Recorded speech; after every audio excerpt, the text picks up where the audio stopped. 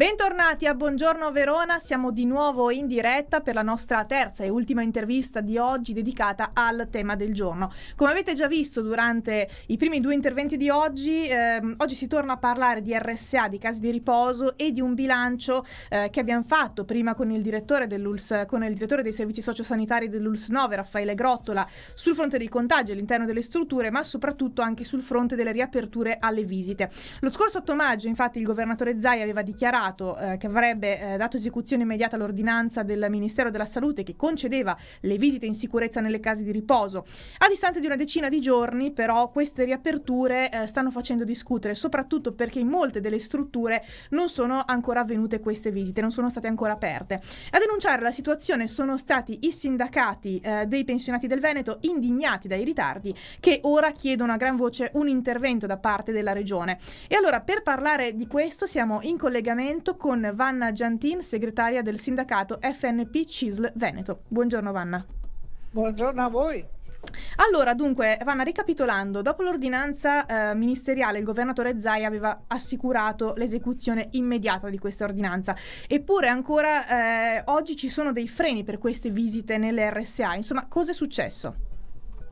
Allora, noi già da marzo avevamo chiesto la riapertura con tutte ovviamente le cautele delle case di riposo ai familiari, perché la Regione Veneto ci aveva detto che le case di riposo del Veneto erano Covid free, quindi erano tutte messe in sicurezza, e che la Regione Veneto aveva elaborato le linee guida per la riapertura nel tavolo nazionale. Quindi noi eravamo sicuri che una volta uscita l'ordinanza del ministro, sostanzialmente le case di riposo del Veneto potessero riaprire.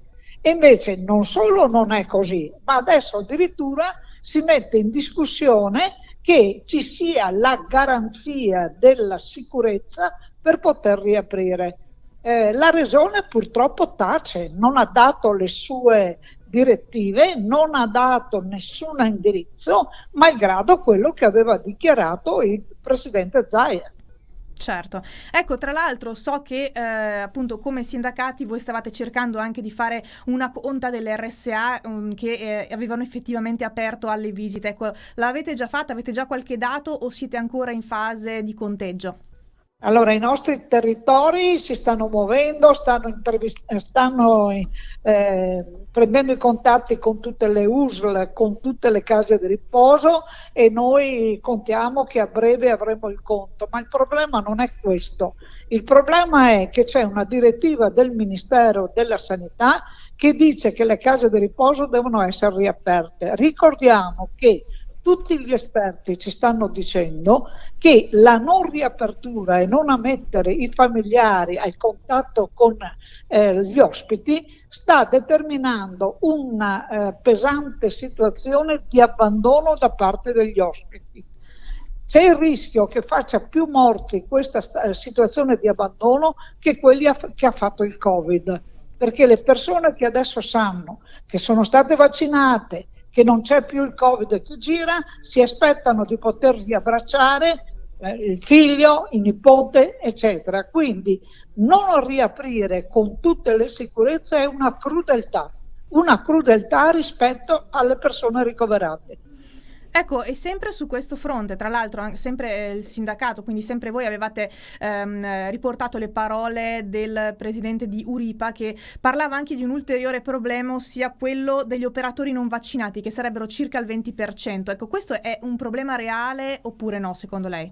Allora, noi non sappiamo quanti sono i non vaccinati, ce lo stanno dicendo loro che all'interno delle case di riposo c'è una quota di personale non vaccinato, i cosiddetti Novax. Allora, anche qui c'è una legge che dice che queste persone non possono restare all'interno delle strutture in contatto con le persone anziane e che quindi devono essere o allontanate offrendole un altro posto di lavoro oppure messe sospese dal lavoro finché non risolvono questa situazione.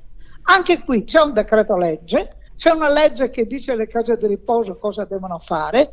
Oggi non possono tirare fuori giustificazioni per dire che questi praticamente non si sa che cosa devono fare. Io lo so che cosa vuol dire, che allontanare queste persone dalla cura degli anziani significa poi avere un problema di ulteriore carenza di organico rispetto a quella che c'è. Ma questo non giustifica il fatto che queste persone che hanno rifiutato il vaccino debbano stare al contatto con le persone fragili. Certo, assolutamente. Ecco, quindi le chiedo quale sarà la prossima mossa dei sindacati? Insomma, chiedete un dialogo con la regione che evidentemente ancora si fa fatica ad ottenere? Noi già il 27 aprile abbiamo inviato all'assessore Lanzarin una richiesta di incontro urgente che a tutt'oggi non ci è ancora arrivato.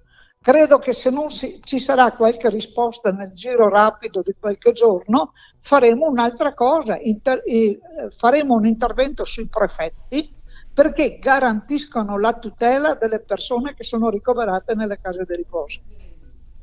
Chiarissimo. Beh, insomma, adesso staremo a vedere cosa succederà. Nel frattempo, appunto, chiudo l'intervista chiedendole quindi una domanda fondamentale, ma che racchiude un po' tutta l'intervista. Secondo lei le case di riposo ora possono riaprire in sicurezza? Evidentemente sì.